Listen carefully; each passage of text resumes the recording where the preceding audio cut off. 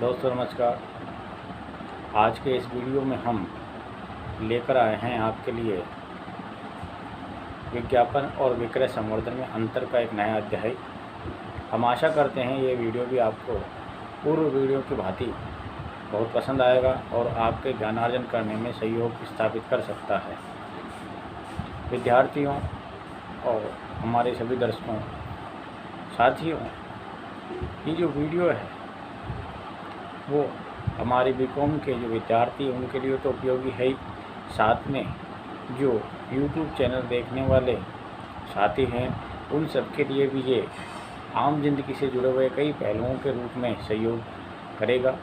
विज्ञापन से सभी लोग परिचित हैं कि विज्ञापन का प्रयोग किन के लिए है और कौन इसको विज्ञापन का प्रयोग करता है, विज्ञापन के लाभ क्या हैं और विज्ञापन का जो प्रयोग है वो क्यों किया जाता है, विक्रय संवर्धन क्या है और विक्रय संवर्धन जो है वो किस कारणवश किया जाता है, विक्रय संवर्धन के पश्चात किन किन लोगों को लाभ होता है। तो हम आज के इस वीडियो में इन सभी बातों का ध्यान रखकर अध्ययन करेंगे।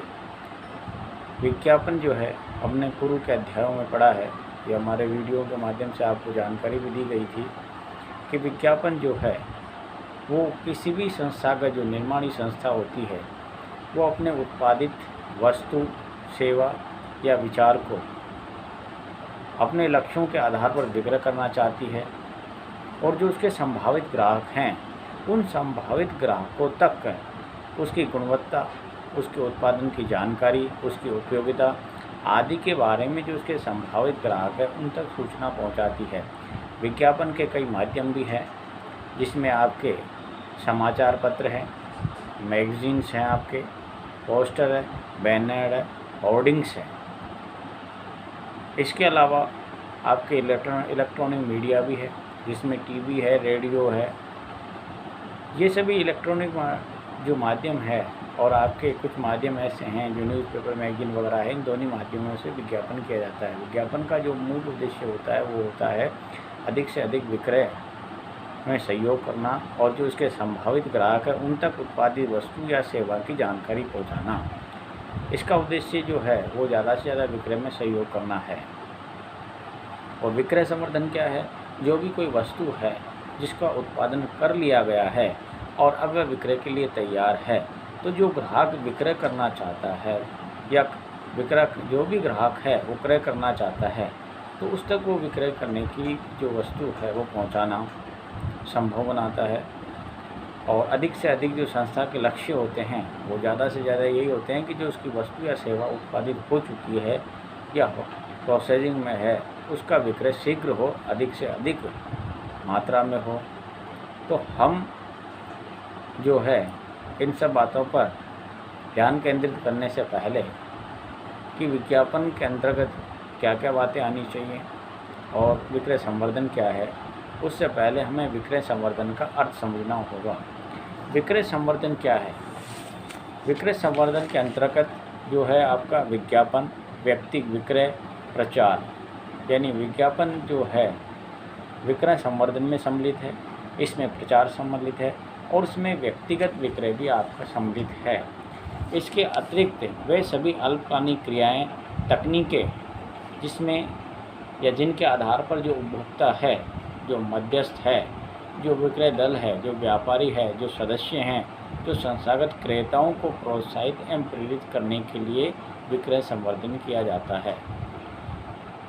अब विक्रय संवर्धन जो है किसी उत्पाद या सेवा के संबंध में किया जाएगा और ये इसलिए किया जा रहा है कि ज़्यादा से ज़्यादा वहाँ पर विक्रय को संभव बनाया जा सके।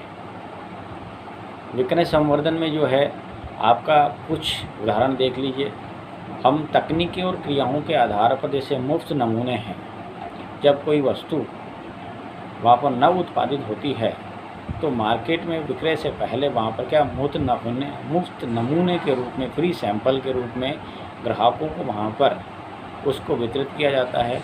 ग्राहक जब उसका उपयोग करता है और वह संतुष्ट होता है उसके उपभोग के संबंध में, तो वह उसको मार्केट से परचेज करता है। कोई भी जो कंपनी होती है निर्माणी, वो जब नया उत्पाद वहाँ पर उत्पाद करती है तो उसके संबंध में पहले वहाँ क्या मुफ्त नमूने के रूप में प्रचार करती है। उसके लिए वो क्या विक्रय संवर्धन का सहारा लेती है और मुफ्त नमूने बांटे जाते हैं। इसके अलावा प्रीमियम यानी एक वस्तु के साथ में दूसरी वस्तु या डिस्काउंट के रूप में भी उन वस्तुओं को वो लोग वितरित करते हैं या मार्केट में विक्रय करते हैं। भेंट दी जाती है उनको, वहाँ पर एक के साथ एक गिफ्ट के रूप में भी वो दिया जा सकता है। पुरस्कार के रूप में कई बार क्या है, जो ग्राहक होता है उनको वहाँ पर क्या है, एक वस्तु के साथ में एक तो फ्री मिली जाती है भेंट के रूप में, साथ में ही वह पुरस्कार के रूप में भी दिए जाते हैं। जैसे कूपन वगैरह निकाले जाते हैं कि आप वहाँ पर 1000 रुपये की कोई भी खरीद कीजिए, उसके साथ आपको एक कूपन दिया जाएगा और वो लकी ड्रॉ के माध्यम से अगर आपके नाम से खुल गया तो आपको वहाँ पर क्या है कि कोई गिफ्ट पुरस्कार दिया जाएगा। इसके अलावा लॉटरियाँ निकाली जाती है, छूट भी दी जाती है, प्रदर्शन किया जाता है, एग्जीबिशन लगाई जाती है कि आप आइए, वस्तु को देखिए और उसको जांचिए और परखिए, उसके बाद में आप क्रय कीजिए।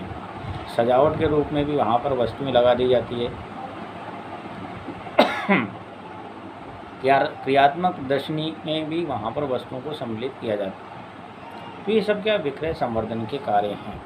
अब हमने क्या मुख्य रूप से विक्रय संवर्धन क्या मीनिंग पढ़ लिया है और ये विक्रय संवर्धन में क्या क्या क्रियाएं होती है वो समझ लिया है। अब हम जो है इस विक्रय संवर्धन और विज्ञापन में अंतर किस आधार पर है उस पर फोकस करेंगे।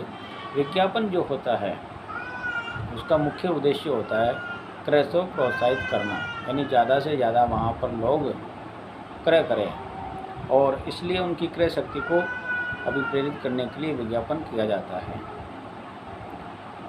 आपका विक्रय संवर्धन जो है उसका भी उद्देश्य वहाँ पर क्या है, विज्ञापन के भांति ही होता है।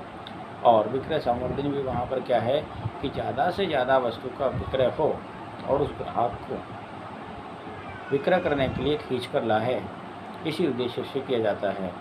गतिविधि विज्ञापन की दैनिक व्यवसाय की जो गतिविधियाँ होती है इसमें सम्मिलित होती है। विक्रय संवर्धन में दैनिक व्यवसाय गतिविधि में सम्मिलित नहीं किया जाता। यानी जो इसके आधार है, पहला तो यह है विज्ञापन भी वहाँ पर क्रय शक्ति को प्रोत्साहित करने के लिए किया जाता है और जो संभावित ग्राहक है उनको क्रय करने के लिए उनकी जो अभिप्रेत शक्ति है उसको जागृत करने के लिए किया जाता है। इसमें दैनिक गतिविधियाँ शामिल होती है, जबकि आपका विक्रय संवर्धन में वो भी वहाँ पर ज़्यादा से ज़्यादा विक्रय करने के लिए और ग्राहक को वस्तु और सेवाओं को क्रय करने के लिए खींचकर लाने पर फोकस करती है। ये दैनिक गतिविधियों में शामिल नहीं होता। विज्ञापन का भौगोलिक जो क्षेत्र होता है वो वहाँ पर विस्तृत होता है, जबकि विक्रय संवर्धन का भौगोलिक क्षेत्र संकुचित होता है। नियंत्रण प्रत्यक्ष स्टॉक के अलावा विज्ञापन पर हम वहाँ पर नियंत्रण कर सकते हैं इनके सभी माध्यमों पर, जबकि विक्रय संवर्धन जी की जो क्रियाएं हैं उन पर पूर्ण नियंत्रण व्यापारी का होता है। अपील के माध्यम से ये कह सकते हैं कि इसमें भावनात्मक अपील की जाती है, जबकि विक्रय संवर्धन में विवेकपूर्ण अपील की जाती है, जिसमें उत्पाद के लाभों, मूल्यों आदि को ध्यान में रखकर माल विक्रय करने का निर्णय लिया जाता है। आगे देखिए, समयावधि के रूप में ये जो विज्ञापन है वो दीर्घकालीन उद्देश्यों को ध्यान में रखकर किया जाता है, जबकि विक्रय संवर्धन अल्पकाल के जो उद्देश्य होते हैं उनको ध्यान में रखकर किया जाता है। आवश्यकता के अनुसार आज का जो आधुनिक युग है उस युग में विज्ञापन बहुत अति आवश्यक हो गया है और किसी भी संस्था के लिए विक्रय संवर्धन के साधनों का प्रयोग इतना आवश्यक नहीं है। समय ये सीधे ग्राहकों से संबंध रखता है, इसमें सीधे ग्राहकों को संबंध स्थापित करने की वहाँ पर कोशिश रहती है। उत्पाद का विक्रय विज्ञापन करने से तुरंत उत्पाद का विक्रय संभव नहीं होता, जबकि विक्रय संवर्धन करने से उत्पाद का सीधा विक्रय होना संभव हो सकता है या बिक्री वृद्धि हो सकती है। विज्ञापन ग्राहकों को शिक्षा प्रदान करता है, जबकि विक्रय संवर्धन जो है विज्ञापन को प्राप्त शिक्षा को धीरे धीरे वहाँ पर कसौटी पर उतरने के लिए प्रेरित करता है। अब विक्रय की जो भूमिका रहती है, यानी विज्ञापन के विक्रय में क्या भूमिका रहती है, वो सबसे बड़ी भूमिका ये रहती है कि वो ग्राहकों को दुकान तक खरीद कर लाने में सहयोग करता है। इसमें तुलनात्मक अध्ययन है, ये लाभों के लिए है और इसमें अधिक विक्रय संवर्धन साबित है। Thank you.